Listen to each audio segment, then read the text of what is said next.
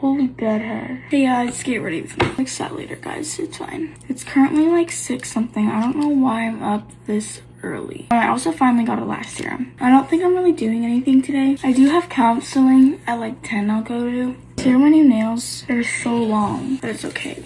I'm like tired but not tired.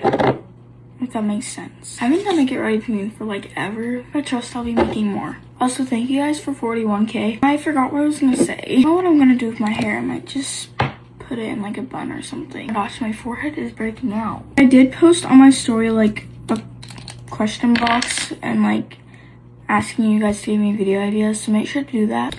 I actually need summer like right now because I'm actually so pale. Like, this isn't okay. I think I'm just gonna do like concealer and some blush. So I just can't find like any of my brushes. It's my cute little baby blender and it actually works better than all my other ones. Okay, I'm like not awake right now. So I really hope my lash serum works because I don't know if I pulled them out or something, but they just like aren't there. Just gonna put this as like a lip liner. And then I'm just gonna do some mascara because like a little mascara won't hurt anybody. I wanna go back to bed. I'm gonna put some of this gel in my hair because like,